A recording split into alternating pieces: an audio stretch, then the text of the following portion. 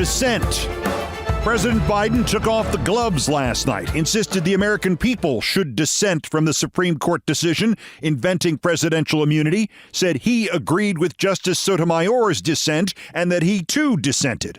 He attacked Trump by name. He said because the Supreme Court had done a terrible disservice to this nation by preventing a Trump trial on January 6th before the election, that therefore the people must decide on Trump. He acknowledged there are virtually no limits to what a president can do. It was a clear declaration of war on the Supreme Court.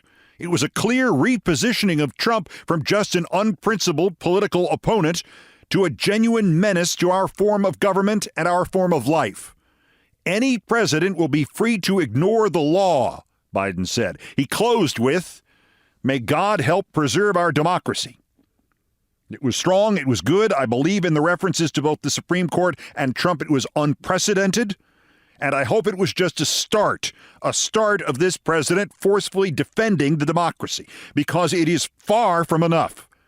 Whether it knows it or not, the Supreme Court has handed Joe Biden the same nearly limitless power it had created for the use of the traitor Trump. It was nice that he said he would respect the limitations of the presidency, but bluntly, he should not.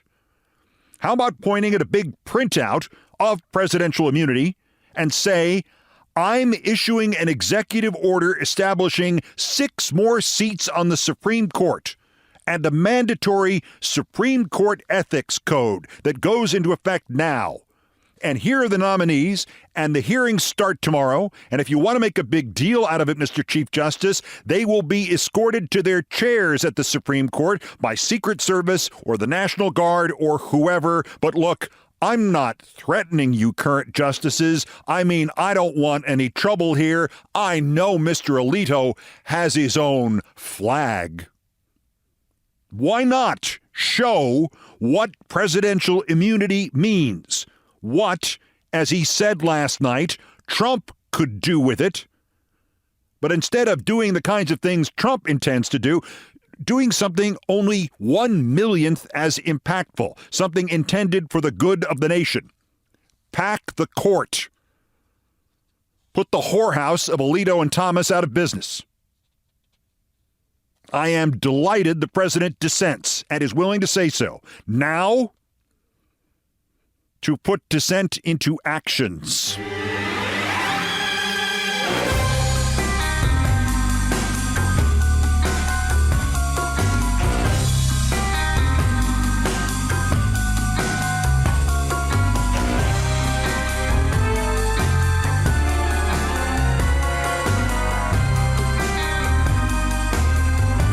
As to the legal implications, as you know, I am always a glass half full, upbeat, hopeful kind of guy.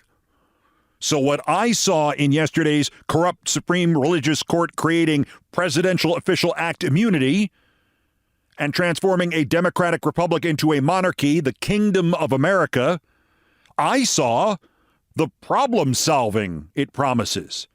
King Biden I has the sequelae from the debate last week to deal with, a little renomination thingy you may have heard about, continuing pressure to end his bid for re-election because maybe he's not sharp enough to beat Trump or to continue being president, and now this short and not sweet I dissent cri de coeur he gave last night. He can fix all of this in a couple of quick steps. If the court is going to make the President of the United States omnipotent, Joe, run with it. Just make up a terrorist threat. If you can't think of one, call George W. Bush. He probably still has a few left over. Then, officially, order Homeland Security Secretary Mayorkas to officially postpone the election. And as that mock New York Times editorial headline that appeared yesterday reads, bring in Secretary of Defense Austin and to serve his country, President Biden should drone strike Donald Trump. All right, that's harsh. Just detain Trump. No election? No Trump? No need for a new nominee. No need for any nominee. To me, that's a win-win-win. As long as it's official. Oh, and if King Biden wants to preclude any further blowback or friction, arrest Chief Justice Roberts and Justices Alito and Thomas and Gorsuch, Kavanaugh and Barrett, and everybody in the Federalist Society, and Kirsten Constitutional Karen Sinema, who stopped filibuster reform, and the New York Times editorial board. And what the hell? Those Pod Save America bastards. Arrest those Pod Save America bastards. Plenty of seats in the bus, boys. Oh, and Cat Turd. Arrest Cat Turd. I mean, who's going to stop him? That's the whole point. Official means official. I know what you're saying. You're being hyperbolic, aren't you, Gabby Olbermann? Am I? Am I really? When the president, quote, uses his official powers in any way under the majority's reasoning, he now will be insulated from criminal prosecution. Orders the Navy SEAL Team 6 to assassinate a political rival? Immune. Organizes a military coup to hold on to power? Immune. Takes a bribe in exchange for a pardon? Immune, immune, immune, immune. From, as you already know, Justice Sotomayor's dissent, with which the president agreed. The Supreme Court has now thrown out 248 years of American history, more, really, and done so at the start of the week in which we are to celebrate that 248th birthday. As Sotomayor also noted, Alexander Hamilton himself was specific about the necessity to have a former president, all former presidents, be subject to possible prosecution for any crimes he committed in office, because that would be one of the key distinctions between the new United States and the Kingdom of Great Britain, from which we had to stage a revolution to free ourselves. Their king was sacred and inviolable. Our president would be subject to personal punishment and disgrace. It's as if Alexander Hamilton met Trump. But that's all gone now. We are a monarchy. And if you can't prove that the president was not acting in an official capacity when he killed that guy or threatened that Georgia Secretary of State or lied about how deadly COVID was, you can't prosecute him. And by the way, if you think that like 7/8 of the Supreme Court's corruptly partisan task here was to stall for Trump, that's true, but it may be a little low as a figure because they managed to pack in 2 further stalls for Trump that could postpone the election subversion case not only into next year, but maybe beyond that. The new legal standard for prosecuting him is no longer, can you prove there is reasonable evidence that he tried to foment an insurrection against the peaceful transfer of power, or he tried to prevent an election counting. It's whether or not you can prove he thought he was acting officially. And how will you do that?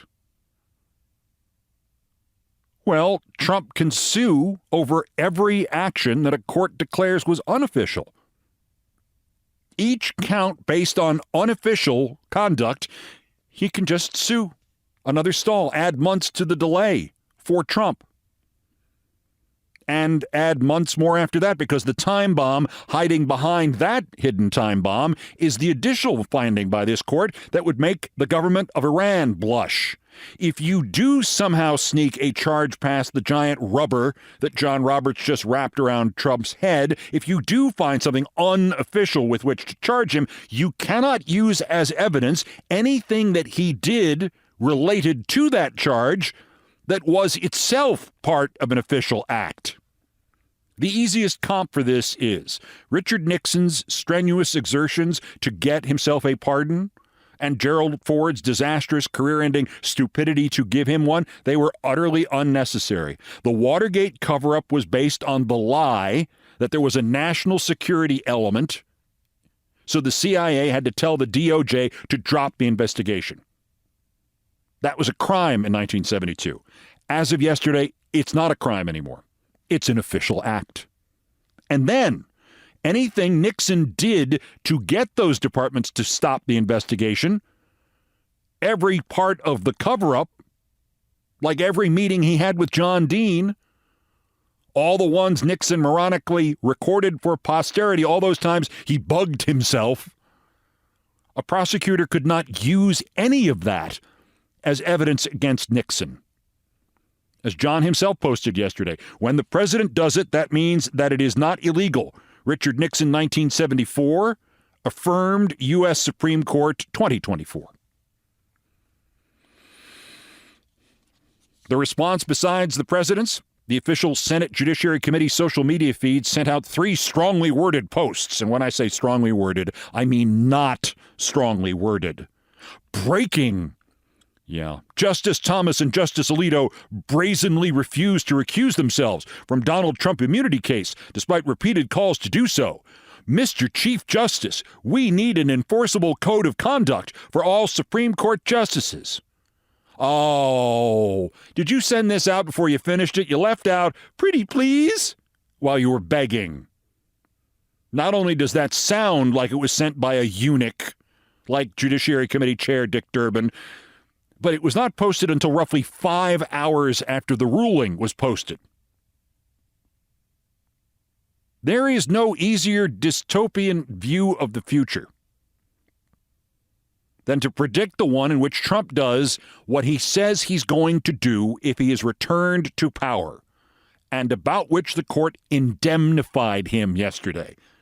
Government assassinations of his rivals. The military on the streets of this country arresting peaceful civilian protesters. Other arrests of critics. Roundups. Camps or at minimum prisons, bribes for pardons. Giuliani said Trump already did that last time. And we haven't even started talking about the deportation of millions of Americans. These crazy, unbelievable, unimaginable, unretractable things are going to happen now in America. Now. In the immediate future. The only remaining details are who is going to do them and whether they will or will not be done for the good of the people. President Biden, they might as well be done by the good side in order to prevent them from being done by the bad side. I mean, I wonder what motives Roberts and Alito and Thomas thought they would be leaving you to turn over the government to Trump, if it comes to that, next January. I mean, if you can make it sound official, you can do anything. Anything. Lincoln violated the Constitution to save it. You should do the same. If that's where we are, I'd rather have you doing it than Trump doing it. You heard the Supreme Court, Mr. President. When the president does it, that means that it is not illegal so long as it's official. You heard Justice Sotomayor. She obviously resonated with you. It's her read. You can right now order Navy SEAL Team 6 to assassinate a political rival. Certainly you thought about that since the debate ended last Thursday. I mean, she may have said a political rival, but I bet if you made her the new Chief Justice and you got her some extra Yankees tickets, she'd agree it's an unlimited number of political rivals. Let's get cracking. Round them up. Keep them dogies rolling. Move them on, head them up, move them on. SEAL Team 6 is going to have a lot on its plate. And you're going to need at least 6 new Supreme Court nominees, the 6 additional seats I suggested, and 6 new ones to replace the ones who are headed to the Hooskow. I mean, on Sunday, Trump reposted somebody else's graphic with a picture of her and, quote, Elizabeth Lynn Cheney is guilty of treason. Read truth if you want televised military tribunals. Hey, Trump and the fascists want televised military tribunals. Let's give them some televised military tribunals, anchored by Jake Tapper and Dana Bash. I'm sure they'd be happy to do it, as long as you promise to type out on little index cards what they're supposed to say and when they're supposed to allowed to say it.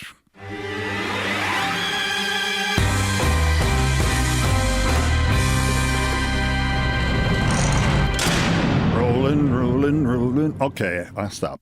And now we have a new king. unless he abdicates and lets the vice king have the nomination. I remain agnostic about this Biden nomination crisis. Is it still the lead story after yesterday? I want what wins. Newest polling from Morning Consult, data obtained over the weekend. The percentage of Democratic voters who believe Joe Biden is mentally fit is down 9 points to 68%. They have not polled since last night's speech. I suspect it would bounce back up again. USA Today and Suffolk University poll, 41% of Democrats want a different nominee. Of course, of those who say they're going to vote for him, 37% of Democrats want a different nominee. 9% of Democrats are more likely to back a third-party candidate now. And if those numbers don't tell you everything you need to know about the way things are, I don't know what could. We may want to replace him, but we'll vote for him. We are treating him like the Republicans treat Trump. I believe they consider themselves pragmatic. The punchline in the USA Today poll: Americans of all political persuasions want Biden replaced on the ticket, 54% to 37%, and they want Trump replaced on the other ticket, 51% to 46%.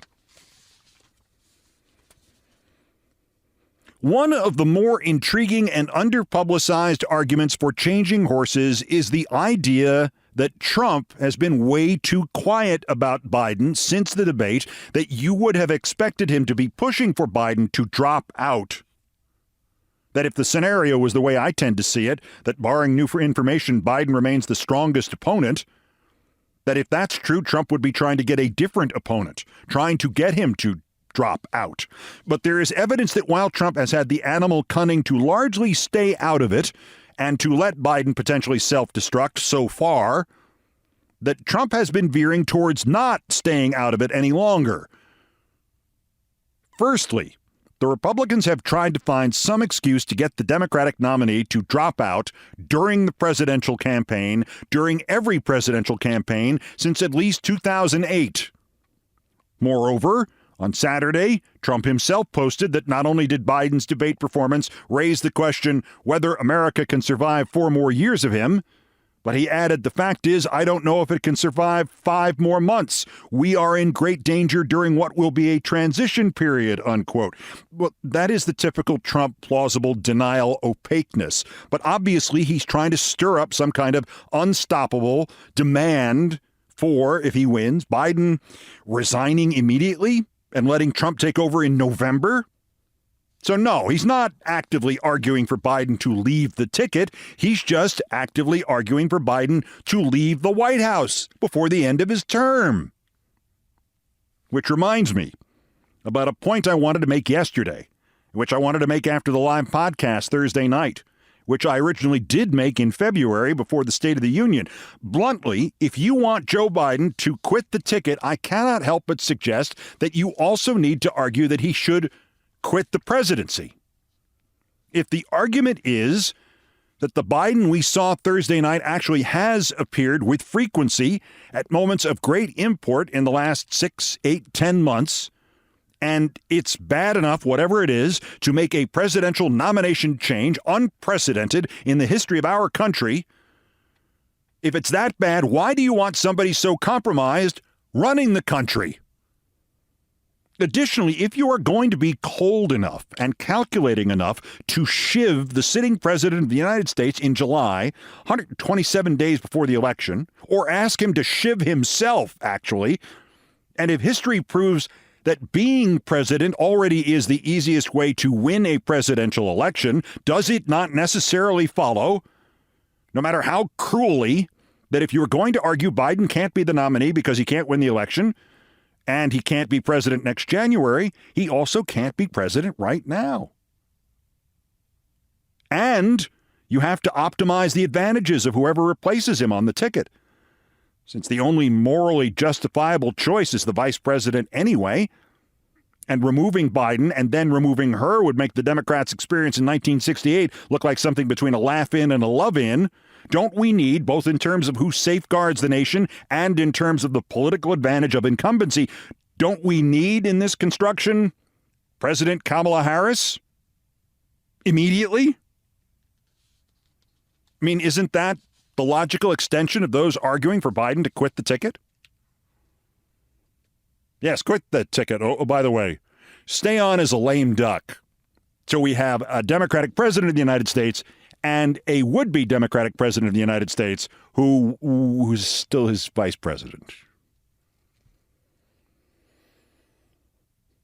In any event, there is still no indication that Biden has any intent on leaving voluntarily. And there was a big screw-up on the official nomination process reported by Bloomberg News yesterday that you may have been confused by. Bloomberg reported that the Democratic National Committee was considering formally nominating President Biden as early as the middle of this month to preclude any attempt to remove him from the nomination.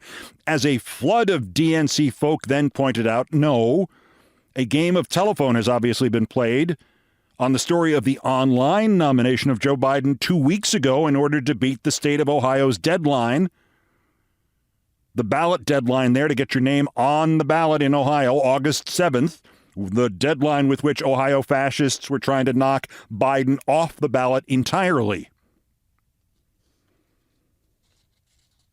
Lastly, I promised during Sunday's bulletin that I had a story from the Democratic debate that I moderated in 2007 that seemed relevant to this crisis, though I will admit I'm not sure exactly how it's relevant. This was officially not a debate. It was the AFL-CIO Candidates Forum at Soldier Field in Chicago, outdoors, in the middle of August, with temperatures at about 206 degrees. Air conditioning vents placed on the floor, shooting upwards, literally between the legs of all 8 candidates, and your personable moderator, who, by the way, during a commercial break was convinced that his suit had melded with his skin. During that break, or another break, Senator Joe Biden, who, as I have mentioned previously, I had informally counseled about speaking angry over a delightful lunch months earlier, he came over to me and he spoke angry. He felt he had not gotten the chance to reply to the mischaracterization by one of the other candidates of his answer to an earlier question. I said that while I did not disagree with him, we were going to that commercial break that we were now in, and there was literally nothing I could have done about it, and that we had moved on from the topic, and I wasn't coming back to him on it. He then said that when I next did ask him something, anything, he was going to go back and bring up where he had been misquoted.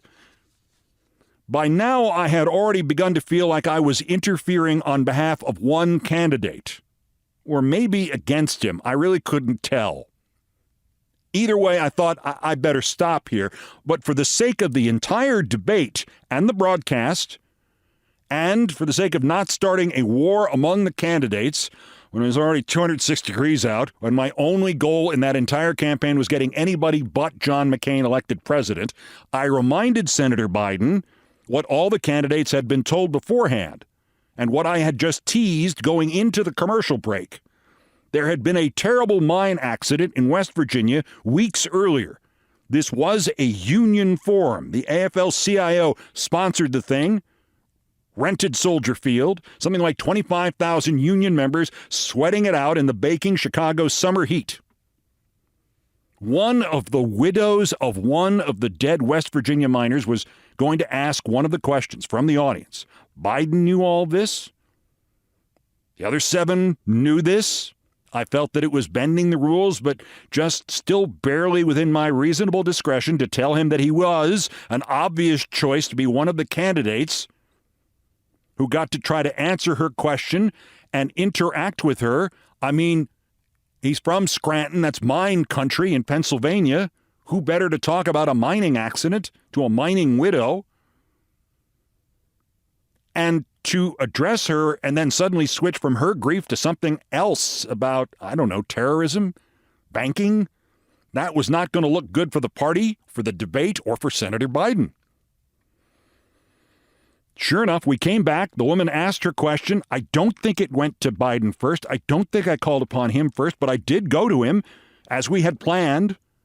He offered her his sincere condolences, and then he promptly changed the subject back to terrorism or banking terrorism or whatever it was. And he said, You'll remember earlier, and it was by that point 6, 7, 10, 15 minutes earlier. Nobody remembered. He is stubborn. And when he gets his game face on, something else happens behind that face, especially at debates. Once it was him concluding that part of world history in which anybody took Rudy Giuliani seriously. He was the one who finished Rudy Giuliani. He was the one who said everything Giuliani said was a noun, a verb, and 9/11. One other time it was him basically blowing off the miner's widow. And one other debate was last Thursday. What it means in this context, I am again not sure. I did think whatever it means, it might flesh out your understanding of him just at the moment. A moment when he has a few options on his plate. Make himself a lame duck, or resign as candidate, or resign as president, or F both of those ideas and fight on. Or like I said before, do what increasingly seems like a pretty good idea and perhaps a much simpler one. The Supreme Court says you can do this, Joe. Postpone the election. Put Trump in military detention somewhere. Move him on, head him up, move on. Write him in, write him out. Problem solved?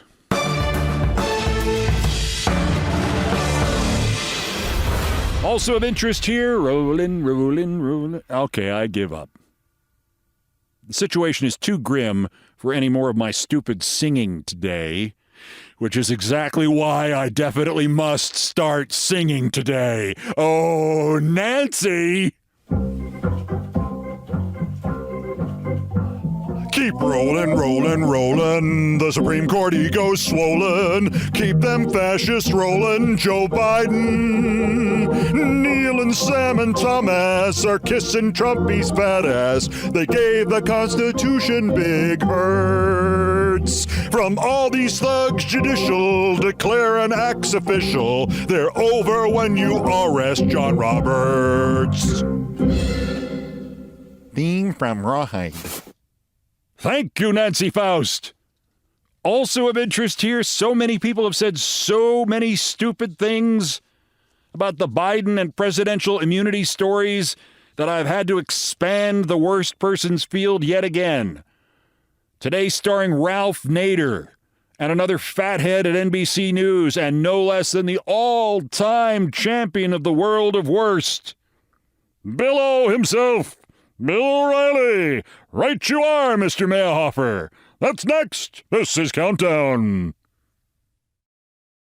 This is Countdown with Keith Olbermann.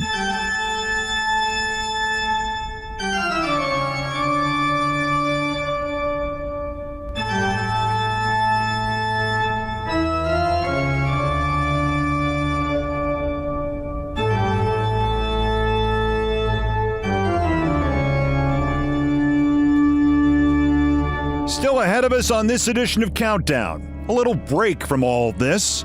I always think of this one subject as the 4th of July approaches. I got hired. I had an edge on anybody who might have competed with me for the network radio job with which I began my broadcasting career, because the week the senior guy quit that job and the job opened up, the 4th of July was on a Wednesday. And they needed somebody in a hurry, and they needed somebody who was unemployed, and that was me. The proof of the theory of being in the right place at the right time from just 45 years ago this week. Coming up in Things I Promised Not to Tell. But first, there are still more new idiots to talk about, and wow, have these two stories brought them out of the woodwork. The daily roundup of the miscreants, morons, and Dunning-Kruger effect specimens, including one all-time great returning for continuing honors who constitute today's worst persons in the world. First, dishonorable mention to Justice and Intelligence reporter Ken Delanian of NBC News. He writes, "It's extraordinary that a presidential candidate is running after being convicted of felonies. It's also extraordinary that the sitting president reportedly is taking advice about his political future from a son who has been convicted of felonies." You can't slip anything past Ken, can you? Ken Delanian long ago gave up any pretense of being a reporter at NBC. He is a right-wing propagandist there. I'd just like to note in passing that his may be the saddest Wikipedia entry I have ever read. Quoting it, he is a 1991 graduate of Williams College where he majored in political science. Should have been political science. Let's go in and edit that so it says he is a 1991 graduate of Williams College where he majored in political science. Who likes to edit Wikipedia pages? Delanian, the actual entry reads, played football at Williams and is credited with a major role in helping the F-men achieve their first unbeaten and untied season in a century. Ooh, where'd you get drafted, Kenny? Delanian's first position after graduating from Williams was at the Philadelphia Inquirer.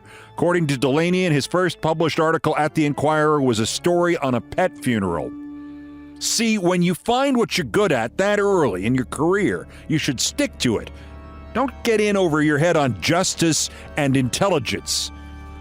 Especially not intelligence, if you don't have any. LeBron's Matthew Belloni of Puck News and editor-in-chief Ben Smith of Semaphore News. When you and I worry that the established legacy media in this country is out of touch and disconnected from reality and it's lost, we know we can turn to the newcomers, the digitals, the rule benders. And we get exactly the same crap from the newcomers, the digitals, and the rule benders. I've written for Belloni, and the venue may be new, but the sentiment is still the disaster that is, we know everything about the story, but nothing about what it means in real life. He has tweeted that he and Smith were to share a podcast in which they would discuss the real news in the Joe Biden crisis. Quote, it's an election year, but CNN has been in a ratings freefall. The Joe Biden situation could finally provide a story with massive general interest. Listen. Yes, that's what's important here. CNN's ratings. How the Biden story could impact CNN's ratings. Because that's what they've been missing, a good story. There hasn't been a good story at all during the prosecution of the former president of the United States in 4 different venues. There hasn't been a good story at all with climate change. There hasn't been a good... They don't have any good anchors on CNN, and they lurched rightwards 2 years ago. That's why the ratings tanked. But you know what would be even better for CNN than just Biden and the nomination issue that could just shoot their ratings up to mediocre? Like if there were a really big asteroid with a 99% chance of hitting Earth, man, the CNN ratings would just explode. Of course, we'd never actually see those final CNN ratings because the planet would have exploded by then too, but think of the demos. The runner-up, Ralph Nader. You remember Ralph. You remember 2000 when Bush beat Gore in Florida by 537 votes, which led to the Supreme Court decision that took the election for Bush. But Ralph's vanity third-party campaign earned him 97,000 votes in Florida. And research, repeated research, has suggested an overwhelming majority of them were drawn from likely Gore voters. Ralph, though, has apparently forgotten about that, or forgotten that he ran for president in 2000 because he responded to the Supreme Court yesterday by blaming a different presidential candidate, not himself. Quote, a dictatorial, unelected majority in the Supreme Court has just rendered America a dictatorial president above the law. Thank you, Hillary Clinton, whose blundering campaign let the dictatorial Trump become president and led to a right-wing dictatorial majority on the Supreme Court. Honestly, as Elie Mystal pointed out, you know the conservatives have been running the Supreme Court since the Bush years, right? At least. If Ralph had not run his useless, cynical, dynamite-juggling third-party campaign in 2000, as Elie pointed out, maybe Chief Justice John Roberts, appointed by Bush, is not there to right yesterday's swill. Honestly, this so pisses me off. The unbelievable blaming of Hillary Clinton for this, that I would wish harm on Ralph for writing that. But he's 90, and you know, since age is everything these days, tick, tick, tick, buddy. But our winner, the worst, and I don't know about you, but I need this burst of nostalgia, Billo the Clown. Here's a Biden update from BillO'Reilly.com news headquarters. The decision has been made that the president will quit the campaign. 2 reasons. Democrat internal polling says he cannot recover from the debate, and fundraising is drying up. So it's over for Joe, but the White House doesn't yet know how or when to make the announcement. Stay close. Stay close is what he used to say to his producers, the women. Okay, what are the odds that Billo doesn't realize he's not on Fox every night anymore and that he puts on makeup anyway around 7:45 p.m.? I mean, look, I'm not on TV anymore either. But I still don't make stuff up like a Biden update from BillO'Reilly.com news headquarters.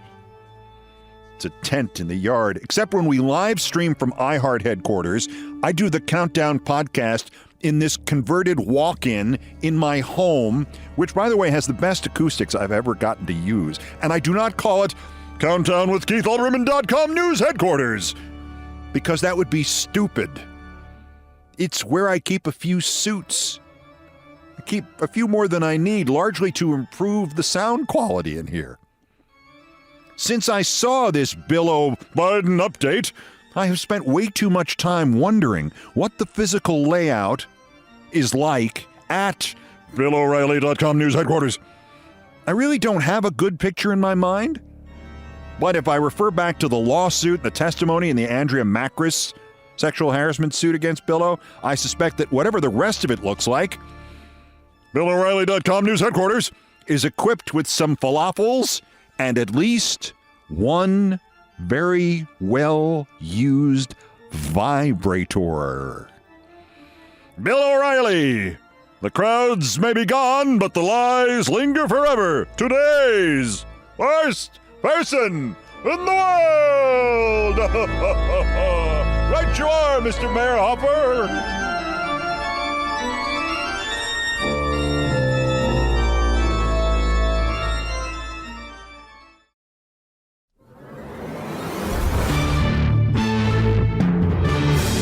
On Monday, July 2nd, 1979, a man named Maury Trumbull walked into his boss's office at United Press International in the old Daily News building in New York and quit. He had been offered a real job as the sports director of the NBC radio network, and he would happily finish out the next 2 weeks as the sports director of UPI's radio network, and then bye. And Maury's boss was screwed. Maury's boss had 3 sportscasters. Trumbull was not just the boss, he also did the evening sportscasting shift like 4 or 5 days a week. And just 4 months earlier, they had moved one of the sportscasters over to be the new business reporter, and to replace him, they had to listen to the audition tapes of 200 sportscasters from across the country. And not one of them was really any good, not even as good as Maury Trumbull. And so they hired the least bad of them, and they were hoping for the best, and suddenly the new guy was the second senior man on the staff. And even though you have not heard of UPI's radio network, except when I've mentioned it in this series, it was a very big deal. On July 2nd, 1979, there were about 1,000 radio stations affiliated with it in this country. And though few of them were in the top 50 cities, and fewer still ran the sportscasts that Maury Trumbull and Sam Rosen and Jack Russell did in those 50 cities, the smaller the market was, the bigger the star Maury and Sam and now Jack were. And what made it worse, of course, was that it was Monday, July 2nd, which meant the actual 4th of July holiday was Wednesday, which meant that nobody would be in the office almost anywhere in American radio for at least the next few days. And in those times, when the long 3-day weekend, when you got Monday off, was just becoming acceptable, this thing, July 4th in the middle of the week, was an excuse for a 4-day weekend or a 5-day weekend, or I'll just take the whole week off. And that meant whoever would be doing Maury Trumbull's UPI sportscasts as of Monday, July 16th, 1979, he basically could not currently have a job, because he'd have to quit it. Because when he quit it, he would have to give 2 weeks' notice. And even if Maury's boss figured out who to hire in the next hour and got him approved by his own boss, there was literally no way the new guy could start on the 16th, and he'd have to get his boss's approval, and he didn't know where his boss was because his boss was taking like an 8-day weekend, so now Maury Trumble's boss was looking at the new guy starting no sooner than July 23rd. Or, he suddenly realized with a shudder, what if the new guy had to move to New York from anywhere further away from them than like Albany or Jersey or something? So that's when Maury Trumble's boss, well, he thought that wasn't true anymore. He was Maury Trumble's ex-boss, wasn't he? For all the trouble Maury had just caused him, at least that part was good news. Maury Trumble's ex-boss made his decision. I'll just hire that kid from Westchester, Stan Sabick said to himself. I don't know how I'll convince Shortino to take on a kid with absolutely no full-time professional experience, but I'll figure it out. Stan Sabick was the bureau chief of UPI Audio, and Shortino was his boss, Frank Shortino, the network general manager. And Frank was already old enough to really dislike anybody much younger than he was, which is why the youngest person in the New York headquarters that day was 33. And Shortino didn't really trust her, and suddenly it came to him. And Stan Sabick smiled. He rolled that phrase over in his head, no full-time professional experience, and he smiled again. My God, we only have to pay the kid $16,000 a year. We'll save $30,000 on salary. My mother did not even step out into the warmth and the bright sunshine of the pre-holiday afternoon. Keith, phone.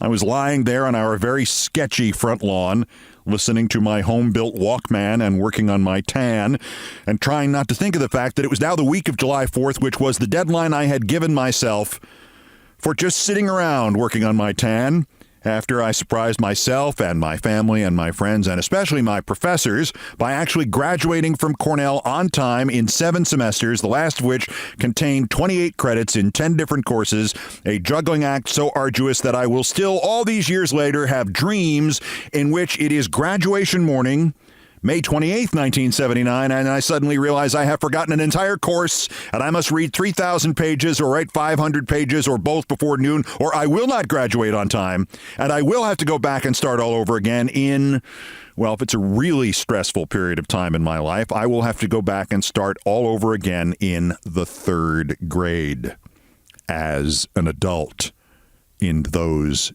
chairs. Mrs. Weiner?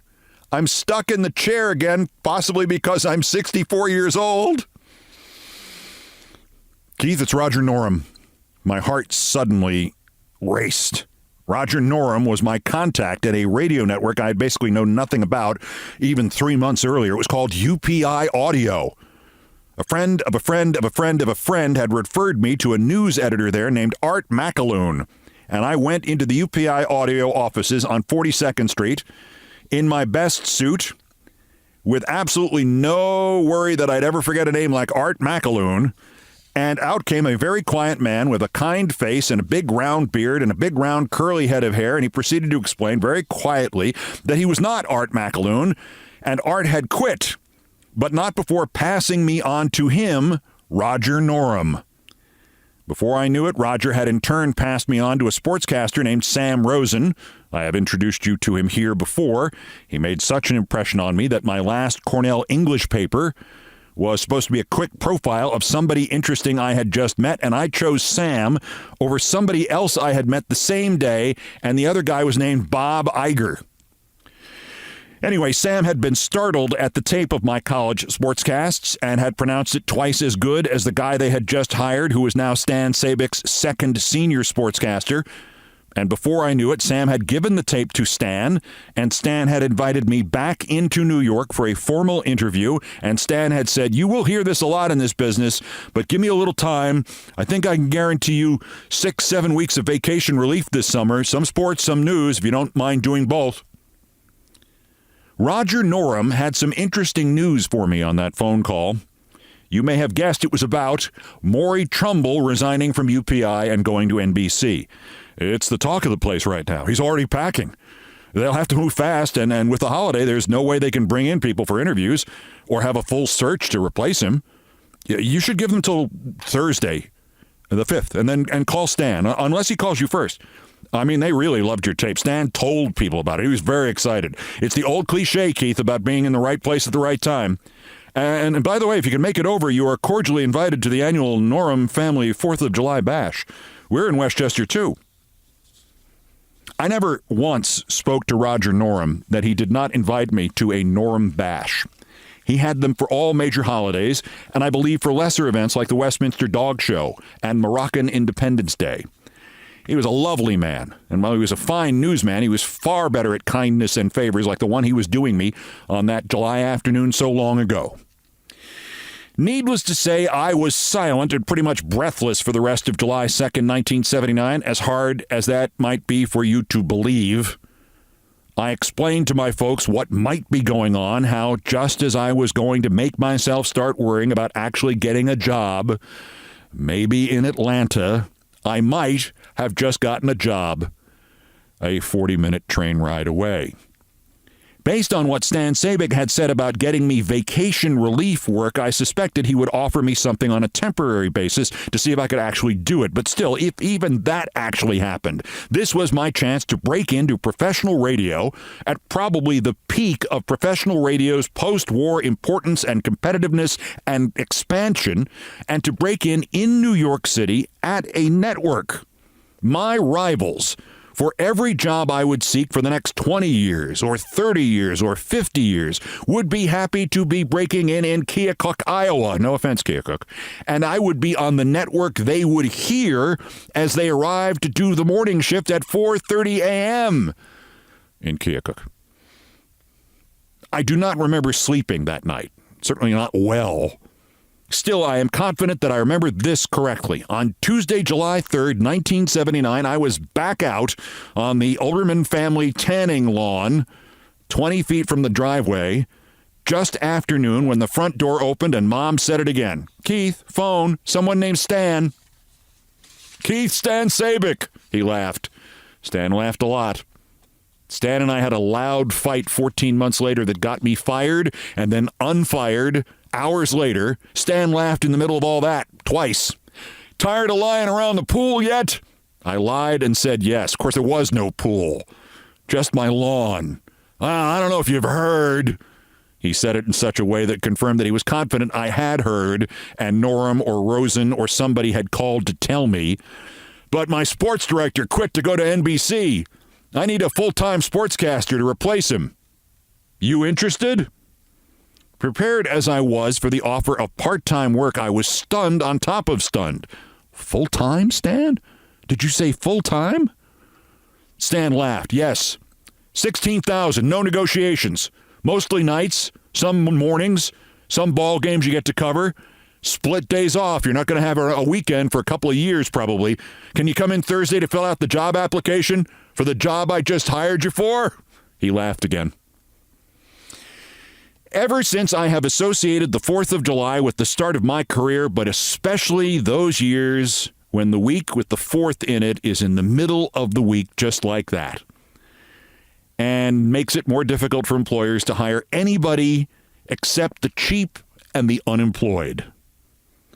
Turns out that Wednesday, July 4th calendar is not a frequent thing. Happened in 1979, happened again in 1990.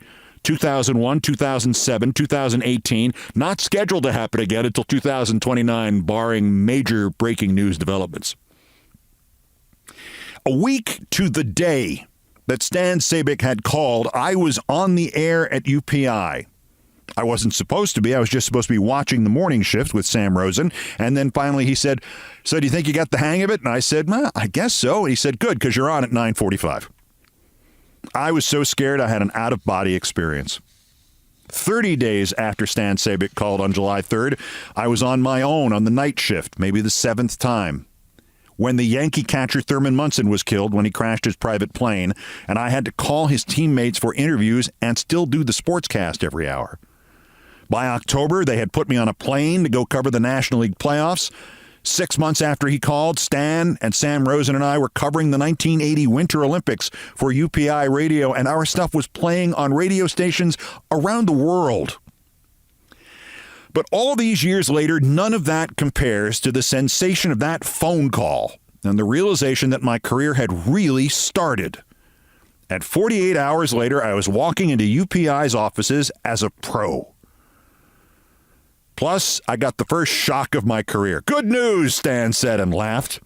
That stringing work you did for UPI, all those Cornell football games you covered for $15 a game. The union says, guess what? They count towards your professional experience, so you won't be starting at just $16,000. You get credited with experience for all that stringing. You got exactly 6 days worth of credit. Congratulations. You'll be starting at $16,025 a year. And Stan Sabick laughed.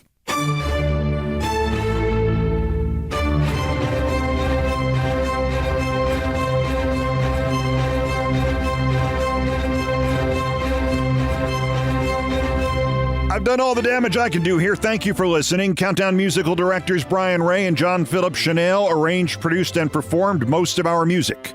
Mr. Ray was on the guitars, bass, and drums. Mr. Chanel handled orchestration and keyboards, and it was produced by TKO Brothers. Other music, including some of the Beethoven compositions, arranged and performed by the group No Horns Allowed. The sports music is the Olbermann theme from ESPN2, written by Mitch Warren Davis, courtesy of ESPN Inc. Our satirical and pithy musical comments are by Nancy Faust, the best baseball stadium organist ever, and once again, my accompanist. Our announcer was my friend Larry David. Everything else was pretty much my fault. So that's countdown for this, the 127th day until the 2024 presidential election, the 1,275th day since convicted felon Donald Trump's first attempted coup against the democratically elected government of the United States. Use the July 11th sentencing hearing. Use the mental health system. You've got it now, Mr. President. Use presidential immunity to stop Trump from doing it again while we still can. The next scheduled countdown is tomorrow. Bulletins is the news warrants. Until then, I'm Keith Olbermann. Good morning, good afternoon, good night, and good luck.